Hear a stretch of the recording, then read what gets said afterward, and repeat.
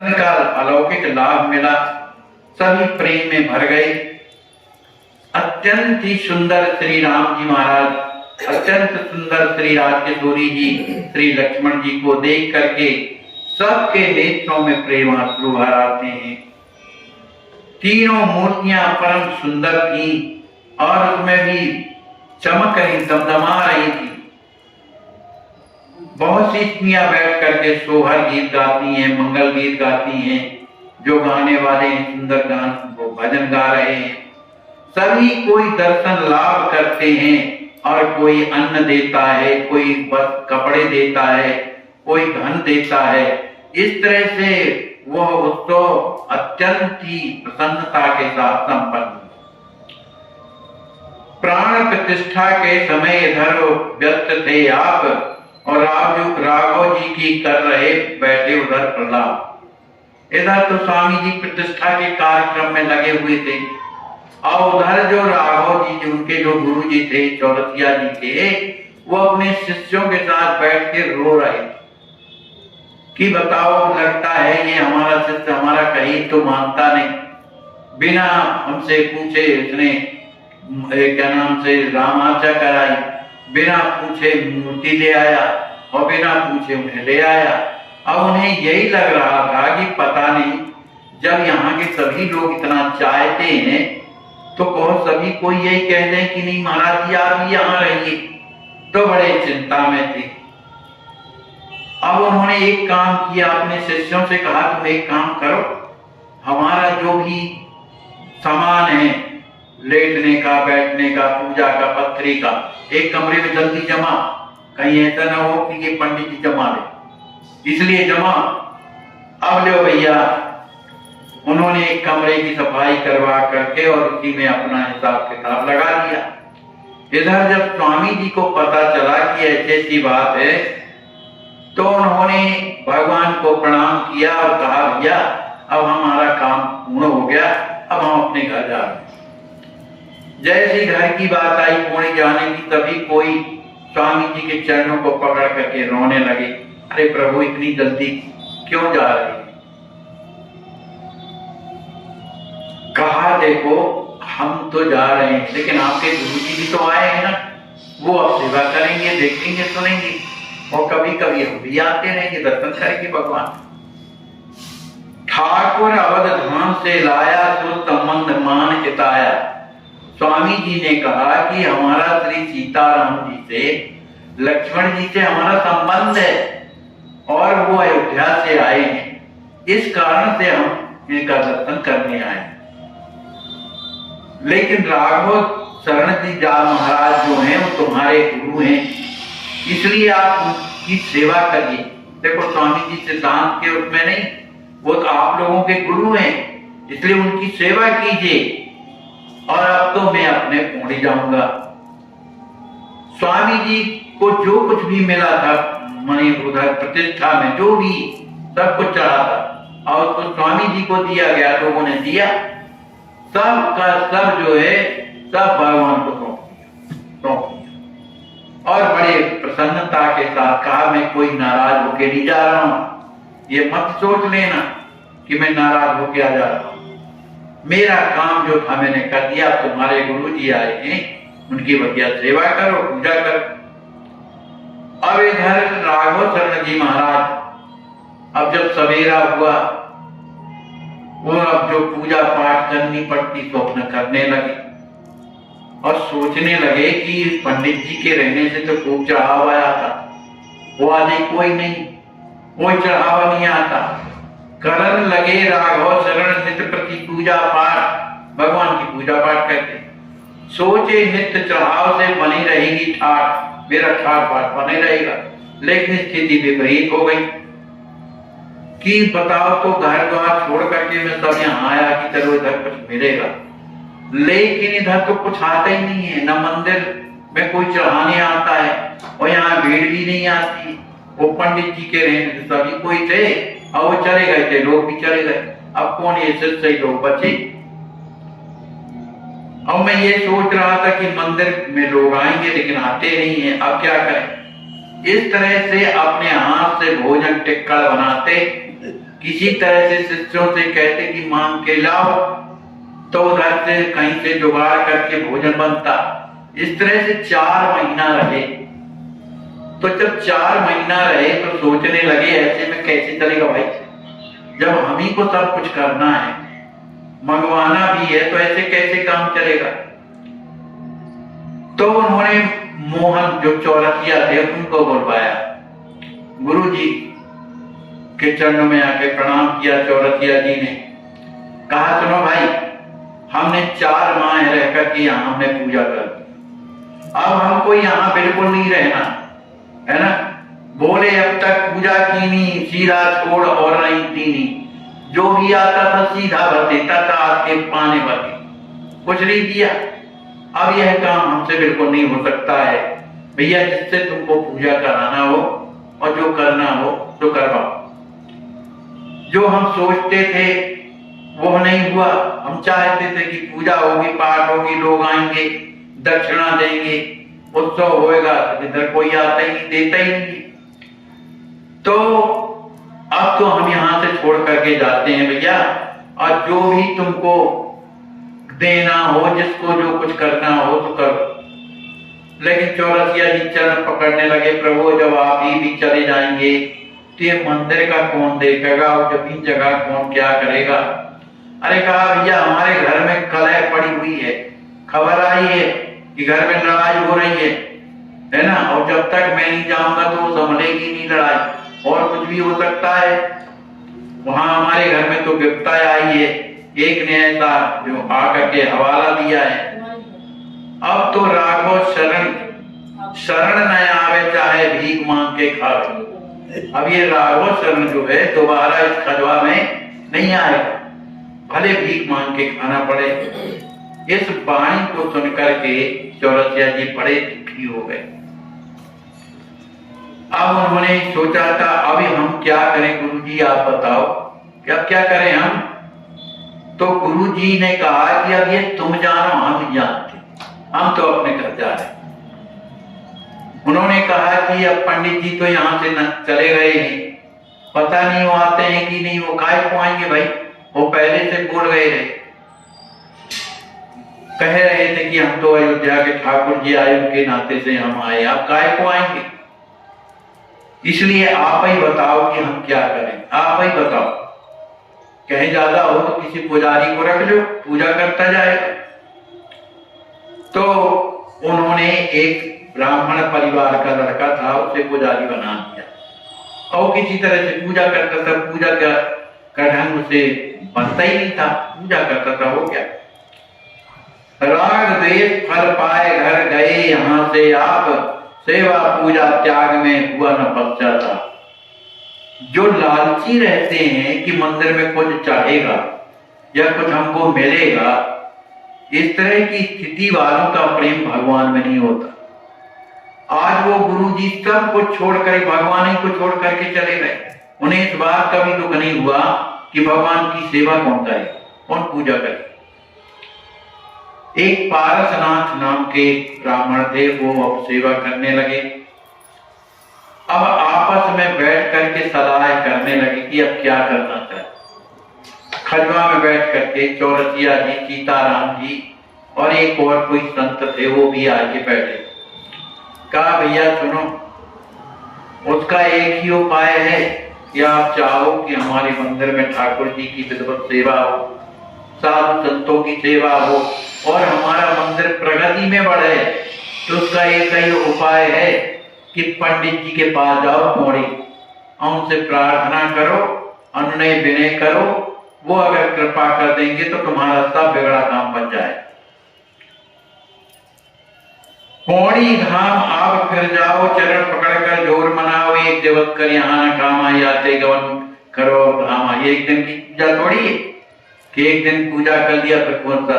अब जब तक भगवान है तब तक पूजा है, इसे उन्हीं से प्रार्थना करो। अब तो भैया मोहन जो चौरसिया थी, एक और मिल गई, उनका नाम रामाश्रय था, और सीताराम शरण जो स्वामी जी के शिष्य थे। ये तीनों लोग जाते पौड़ी, और पौड़ी में जाकर के माता जी के चरणों में प्रणाम किया। माता जी ने आशीर्वाद दिया और पंडित जी भी दूर बैठे अपना माला जप रहे थे। इन्होंने जब तीनों को देखा तो बड़े प्रसन्न हो गए। बड़े प्रसन्न देख करके तीनों के तीनों जाकर चरणों में प्रणाम करते हैं। पंडित जी ने अपने बगल में उन लोगों को बैठाया। अब कहे कौन, ये हिम्मत किसी की नहीं डट रही थी। तो उसमें जो सीताराम दास जी थे, जो स्वामी जी के शिष्य थे, तो उन्होंने हिम्मत बांधी और हिम्मत बांधी तो उनसे भी नहीं कहा जा रहा था, लेकिन उनके नेत्रों से अश्रु जो बहने लगे। बोला कुछ नहीं जा रहा, लेकिन अश्रु बहने लगे। और स्वामी जी पूछने लगे, क्या हुआ भाई, कुछ तो बताओ क्या हुआ। तो उन्होंने सीताराम जी ने सब घटना बताई कि जो इनके गुरु जी थे चौरसिया जी के, वो छोड़ करके वहां से चले गए। और उन्होंने ये कहा है कि जिससे भी पूजा करवाना हो, जो स्थान जिसको देना हो तो दो, हम तो अब आने वाले नहीं, ऐसा कहा। तो हम अब आपके पास आएंगे। स्वामी जी ने सुन तो लिया, लेकिन ऐसे बैठ गए जैसे सुना ही नहीं। अब क्या उत्तर दें। इस तरह से 3 दिन हो गए वहां रहते। स्वामी जी का कोई उत्तर नहीं, प्रसन्नता तो नहीं, प्रेम तो नहीं, सब कुछ, लेकिन इस संदर्भ में कुछ बोलता ही नहीं थे। अब सोचें क्या करें। अब वो मन ही मन विचार करने लगे कि स्वामी जी के मन, पंडित जी की स्थिति ये है कि वहां नहीं जाए। उनके माने जब कुछ तो बताते कि ऐसा करोगे वैसा, माने उस मंदिर के संदर्भ में कोई बात ही नहीं किया। अब सोचने लगे अब क्या करें। माता जी से कहने में तो पता नहीं जाते हैं कि माँ है तो माँ है, लेकिन कुछ भी हो जाए, कुछ भैया रास्ता निकालो। अब इन तीनों को रात में नींद नहीं आ रही कि क्या करें, चिंता है। तो अब जाकर के सोए, फिर से स्वामी जी के, पंडित जी के चरणों में पड़े, पर बोल कुछ नहीं आता था उनसे। रोते थे तीनों के तीनों और कुछ बोल नहीं पाते थे, यद्यपि स्वामी जी सब जानते कि क्या है। तो सीताराम शरण जो उनके शिष्य थे, उनने अनुमान कर लिया कि यहां जो है गड़ने वाली कोई बात नहीं है। कुलिस कठोर आज भगवान, ये तो वज्र से ज्यादा कठोर दिखाई दे रहे, उसके संदर्भ में कुछ नहीं बोलते। तो उनके हृदय में एक बात आई कि जब ऐसी स्थिति आ जाए तो फिर कहाँ जाना चाहिए, गुरु जी के पास। तो अपन लोग अब गुरु जी के पास चले, क्योंकि गुरु जी की बात को उतारेंगे नहीं। तो वहां से वो लोग गुरु जी के गांव जाते, बरा में रहते थे, माना बरा वहां रहते थे।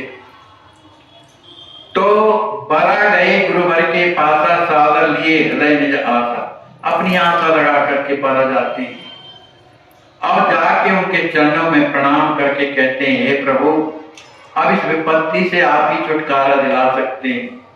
वो भी बड़े कृपालु थे महाराज, कौशल किशोर दास जी महाराज।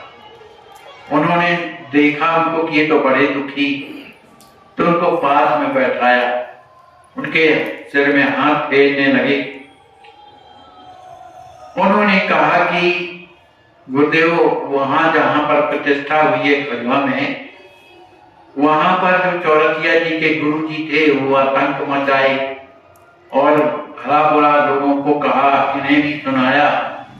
अब वो छोड़कर 4 महीना रहे और छोड़ करके चले गए।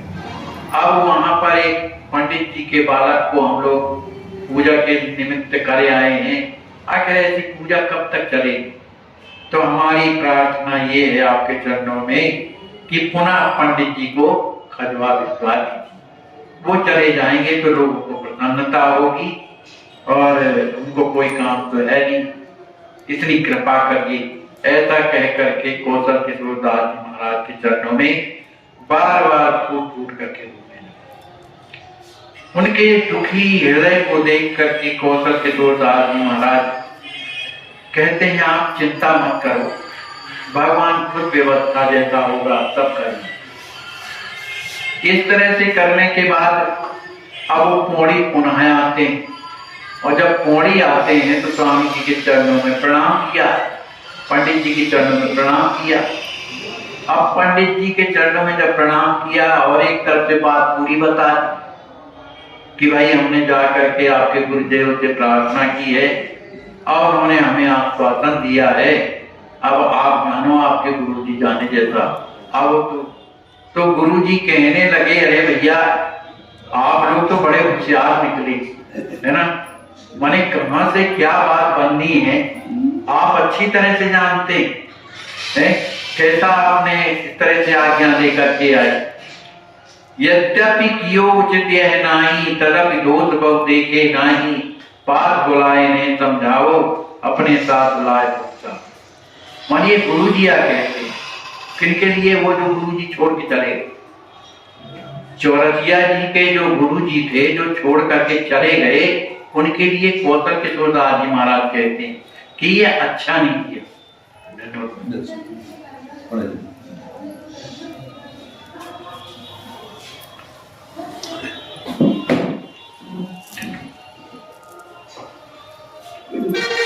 तो कहा ये अच्छा नहीं किया, उन्हें बता करके जाना चाहिए। अब इसके बाद एक दिन की बात है कि कौशल किशोर दास जी महाराज अपने शिष्यों को लेकर के अब खजरी ताल आते हैं। खजरी ताल में जब आते हैं तो यहां से पंडित जी को बुलवाते हैं। पंडित जी इधर आए, गुरुदेव के चरणों में प्रणाम करते हैं। तब गुरु जी कहते हैं बड़ी प्रसन्नता के साथ कि आपको तो ऐसे सब मालूम है कि खजवा में क्या हो रहा है, वहां के भगवान को बड़ा कष्ट है, कोई पूजा करने वाला नहीं है, इसलिए अपने राम चाहते हैं कि आप वहां पर चलें। स्वामी जी इस बात को सुनकर के कुछ उत्तर नहीं देते। अब अपने गुरुदेव से अब क्या कहें।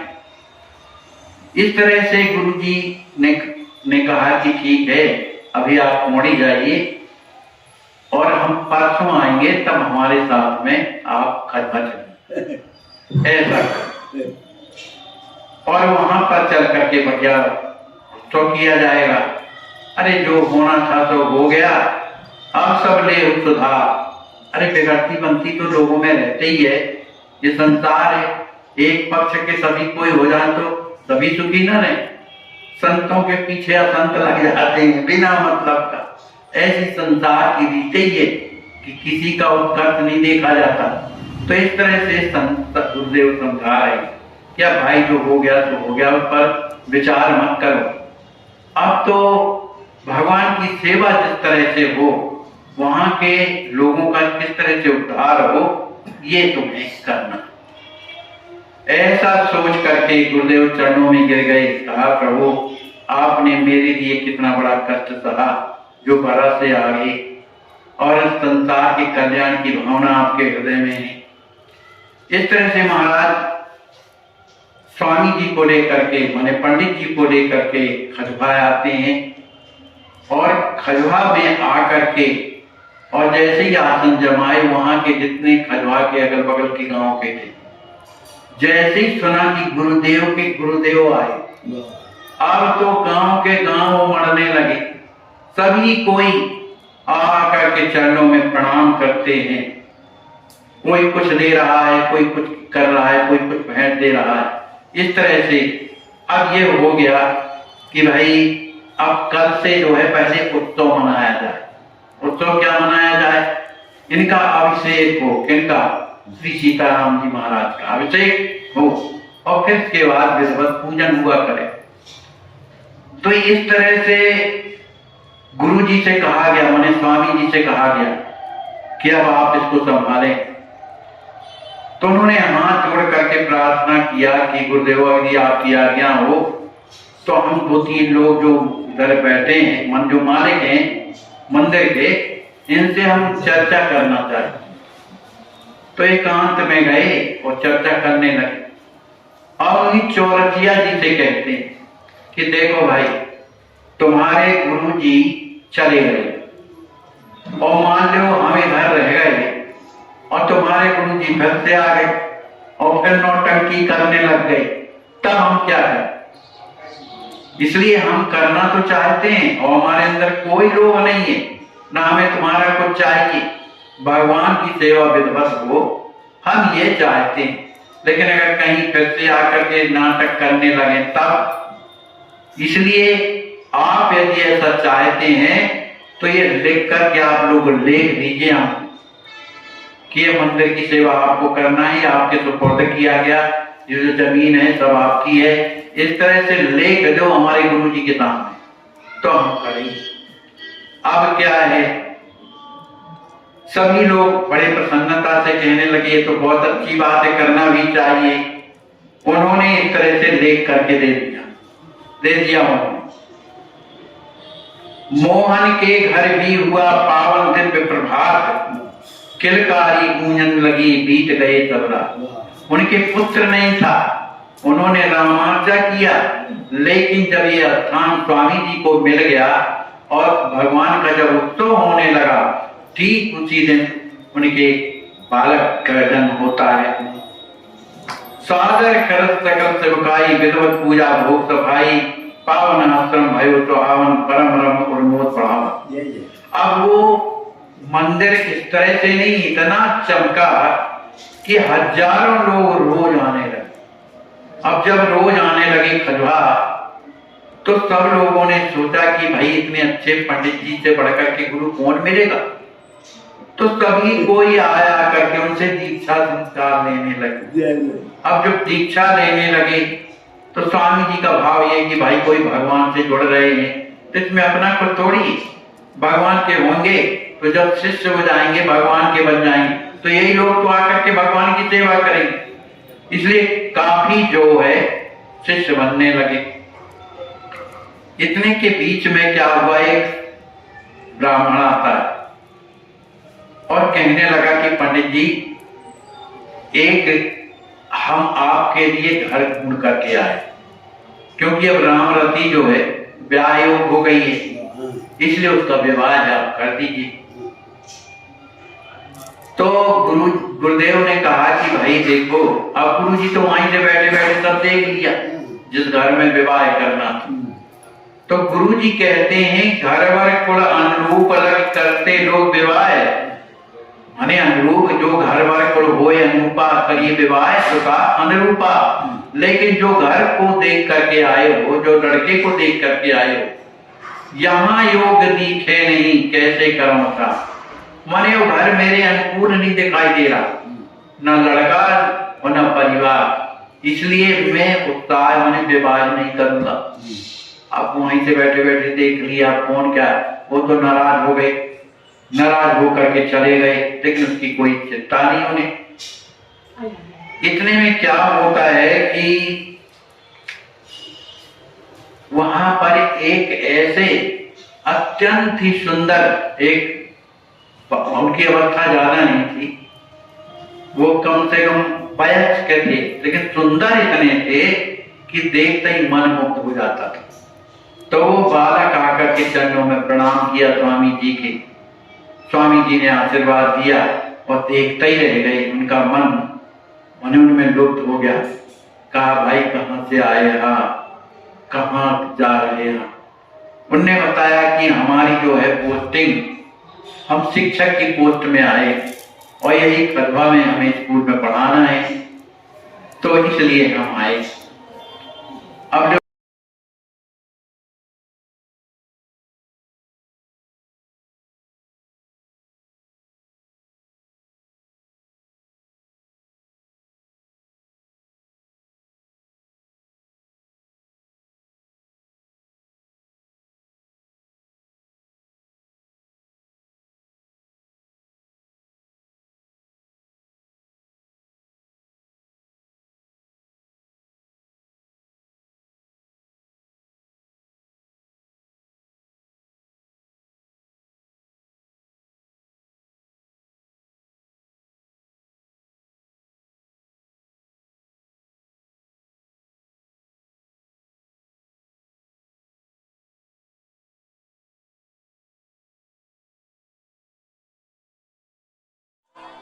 हाँ, ज़्यादा नहीं लगेगा। हाथ कटने के बाद तो दवा भी रोको चलेगा फिर। चलिए, उसके बाद तो डॉक्टर ने कहा है कि कैंसर आपका जान बच जाएगी, हैं? हाँ। आगे नहीं बढ़ा है, हैं? हाँ। चलो ठीक है, भगवान करें आपका मंगल हो, आप जल्दी स्वस्थ हो जाएं।